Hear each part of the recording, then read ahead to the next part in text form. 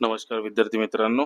आता आपण टीईटीच्या बॅचमध्ये भारतीय राज्य व्यवस्था याचं पहिलं लेक्चर आपण बघणार आहोत. निर्मय सक्सेस अकॅडमीतून तुमचं सर्वांचं स्वागत आहे. आता आपण पहिल्या चॅप्टरमध्ये बघणार आहोत राज्यघटना व राज्यघटनेची निर्मिती.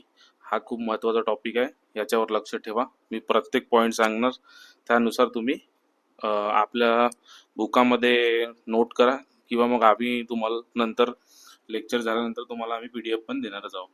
आता याच्यामध्ये बघा, राज्यघटनेचे तात्पर्य त्या लेखापत्रात किंवा दस्तऐवजमध्ये नमूद केले आहे. त्याला एक विशिष्ट वैधानिक महत्त्व प्राप्त झाले आहे आणि जे सरकारचे स्वरूप व प्रमुख कार्य निर्धारित करते. म्हणजे काय करते ते, एक सरकारचे स्वरूप आणि प्रमुख कार्य निर्धारित करते. एक संविधानिक महत्त्व प्राप्त होते त्या दस्तऐवजला. कोणत्याही देशाची राज्यघटना संविधान त्या देशातील राज्य व्यवस्थेला किंवा त्या व्यवस्थेच्या मूलभूत पायाला व्यक्त करते.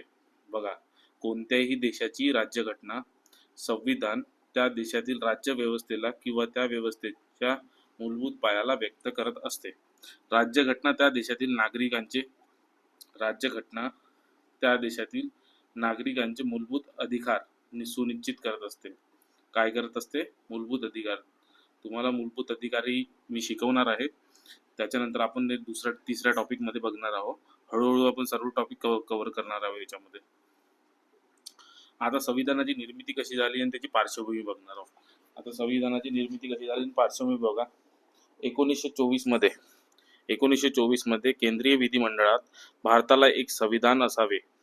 1924 मध्ये केंद्रीय विधिमंडळात भारताला एक संविधान असावे अशी मागणी मोतीलाल नेहरू यांनी केली होती 1924 मध्ये. त्यावेळेस ब्रिटिश सरकार होतं आपल्याकडे, त्याच्यामध्ये मोतीलाल नेहरू यांनी मागणी केली होती. हे जवाहरलाल नेहरूचे वडील आहेत.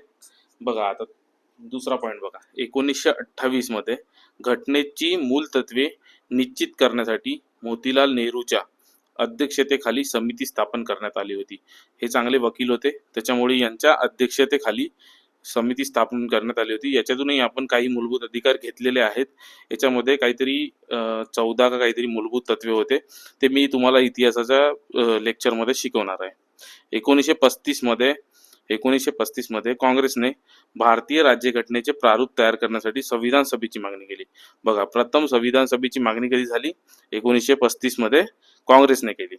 1938 साली पंडित जवाहरलाल नेहरूने घटना समितीची रूपरेखा तयार केली. कोणी तयार केली? पंडित नेहरूने 1938 मध्ये घटना समितीची रूपरेखा तयार केली. 1940 मध्ये ऑगस्ट प्रस्तावानुसार ब्रिटिश सरकारने सर्वप्रथम मान्य मागणी केली संविधान निर्मितीसाठी.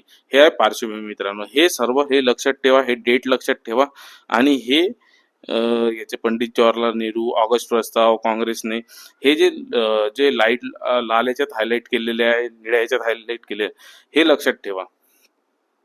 आता बघा, 1946 मध्ये कॅबिनेट मिशन योजनेनुसार नोव्हेंबर 1946 मध्ये संविधान सभा गठीत केली. 1946 मध्ये कॅबिनेट मिशन योजनेनुसार नोव्हेंबर 1946 मध्ये संविधान सभा गठीत केली. त्यानुसार 296 जागांसाठी निवडणूक झाली. ठीक आहे. काँग्रेसला 208, मुस्लिम लीगला 73, इतर 7, अपक्ष 8 इतक्या जागा हा प्रत्येकी पक्षाला मिळाल्या. ठीक आहे. अपक्ष किती होते? 8 होते. ही लक्षात ठेवा. आणि काँग्रेसला किती मिळाले? 208. मुस्लिम लीगला किती मिळाले? 73. आणि टोटल किती जागावर निवडणूक झाली? 296.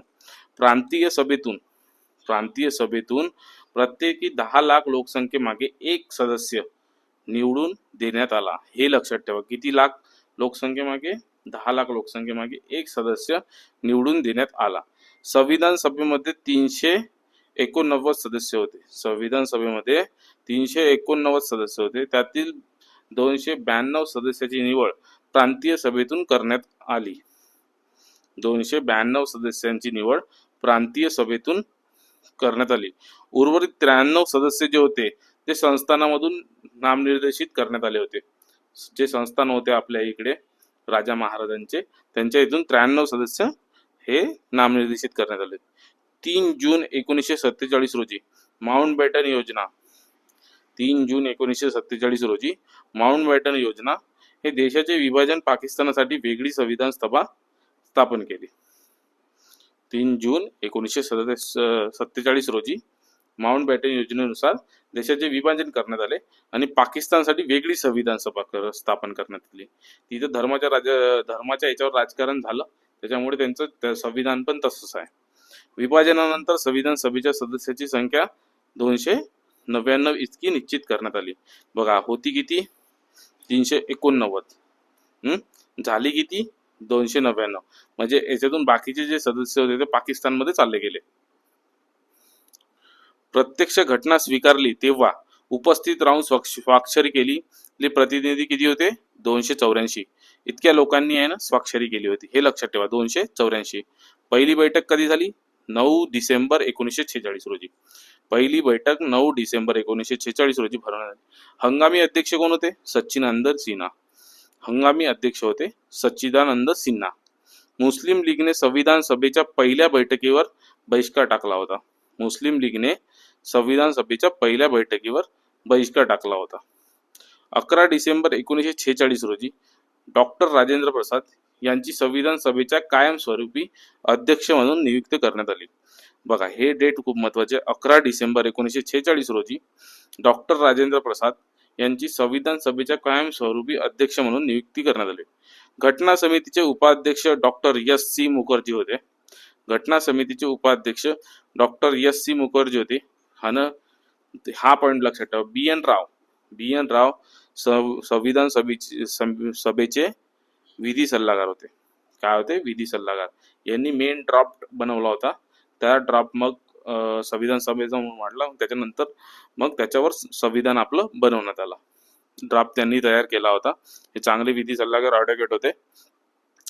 29 ऑगस्ट 1947 रोजी डॉक्टर बाबासाहेब आंबेडकर यांच्या अध्यक्षतेखाली मसुदा समितीची स्थापना करण्यात आली. हे डेट लक्षात ठेवा. 29 ऑगस्ट 1947 रोजी डॉक्टर बाबासाहेब आंबेडकर यांच्या अध्यक्षतेखाली मसुदा समितीची, कोणत्या समिती? मसुदा समितीची स्थापना करण्यात आली. 13 डिसेंबर 1946 रोजी 13 डिसेंबर 1946 रोजी पंडित जवाहरलाल नेहरूने संविधान सभेचे उद्देश पत्रिका मांडली. त्यास मंजुरी 22 जानेवारी 1947 रोजी मिळाली. 26 नोव्हेंबर 1949 संविधान सभेच्या माध्यमातून भारतीय जनतेने भारतीय राज्यघटनेला अंगीकृत केले. 26 नोव्हेंबर 1949 संविधान सभेच्या माध्यमातून भारतीय जनतेने भारतीय राज्यघटनेला अंगीकृत केले. राज्यघटना तयार करण्यास 2 वर्ष 11 महिने 18 दिवस इतके लागले. राज्यघटना तयार करण्यास किती? 2 वर्ष 11 महिने 18 दिवस इतके लागले. 22 जुलै 1947 रोजी संविधान सभेने राष्ट्रीय ध्वजाचे प्रारूप स्वीकारले. हे डेट विचारते बरं. 22 जुलै 1947 रोजी संविधान सभेने राष्ट्रीय ध्वजाचे प्रारूप स्वीकारले. आता आपलं राष्ट्रचिन्ह काय आहे? सारनाथ येथील सिंह मुद्रा. स्वीकार कधी केला? 26 जानेवारी 1950. 24 जानेवारीला काय केलं? राष्ट्रगीत स्वीकारलं. आता बघा, संविधान सभेतील महिला जे होत्या, महिला सदस्य एकूण 15 सदस्य होत्या मित्रांनो. किती सदस्य होत्या? 15.